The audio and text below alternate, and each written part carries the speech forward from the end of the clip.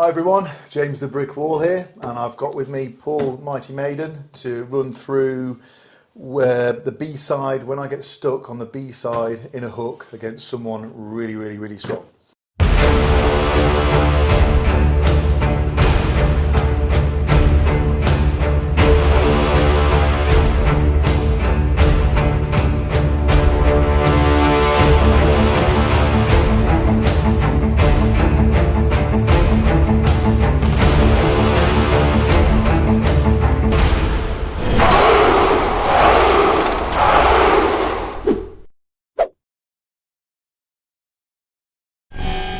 So you can get me on the B side, Paul, in a hook. Okay. Now, one area I would train loads in this situation is your rotation. Again, most people associate rotation with top rolling, but I would really suggest training your rotation as defending your hook, because once you get completely turned over like this, it's very difficult unless you've got ridiculous strength and endurance to come out of that. Now, you can do, because obviously the opponent in that position is taxing, but once they've got their shoulder on the A side, I'm definitely going to be blowing up more than them. So the reason why you've got to train your rotation is because as they're doing that, your rotation, if it's stronger, will just be able to block them. Yeah, I can feel the difference. Yeah, just a little bit. Just put a little bit more on. Yeah, it's massive. Whereas if you just do that and you don't have any, you're getting completely turned over, and again, your joints in here will just be blowing up and just wearing out. So you're actually using your rotation in a defensive position. Yep. To actually connect your shoulder, chest, bicep, and forearm all in one. Yeah, all in one. Yeah. So again, and it's also you've got to be patient in this position, because you will be strong. You're in a good, strong position, but it's how long you can last there. So, and also what they're going to come up with in terms of, are they going to be dragging back? Are they going to come up for a press? Are they going to be panicking? How patient are they?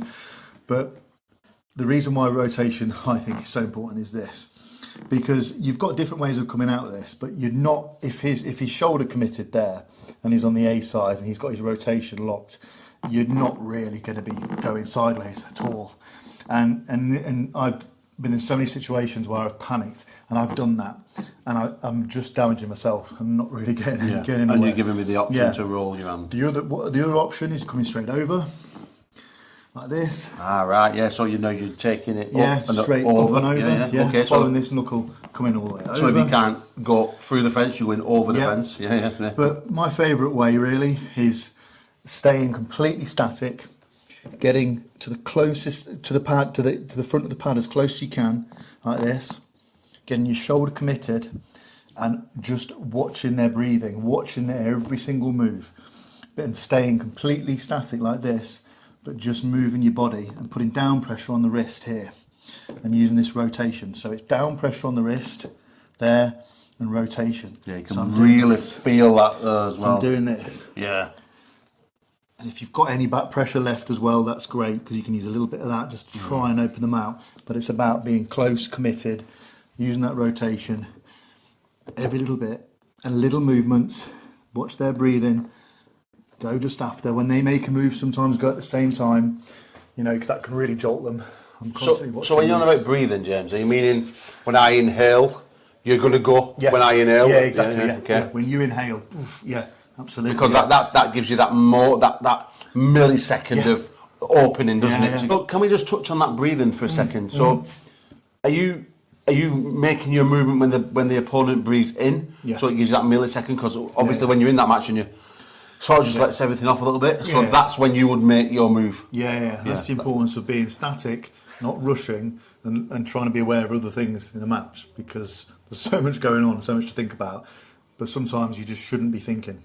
You should just be doing naturally. So if you're in a B-side position like this, it's really about just staying static and being patient and seeing if they're going to make any mistakes. But the second they inhale, that's sometimes when you can just knock them off a little bit. Yeah. I know that in matches, throughout time, I've done very, very similar things where I've even held my breath in this sort of position, and been, faking that breath. And then when I went like that, they've gone from it. Well, then that's giving me that option to get in. So I mean, and that can be the difference in winning and losing at the highest level, because that's what it takes. It's not all. And I wonder if this is discussed on such a high level, because a lot of those top guys in like Kazakhstan and Bulgaria, they're all poker faced. I don't know what they're doing. Yeah. Whereas I'm like, expressions all over, breathing and showing, maybe giving away too much. I find it hard, but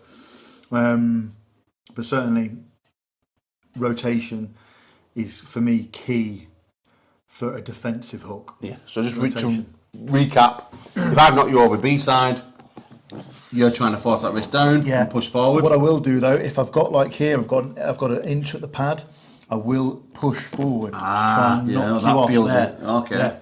So if I've got any room, just to, again, I'm only using bone here, straight forward. I'm using my shoulder, my whole body. Is that what you did with Tom Holland by any chance in Canadian qualifiers? That's what he does to me as well. I'm over here, me and Tom are like this. He's pushing against me, I'm pushing against him. It's just literally that game. Yeah. So that is the importance of training rotation as a hooker. Thank you very much.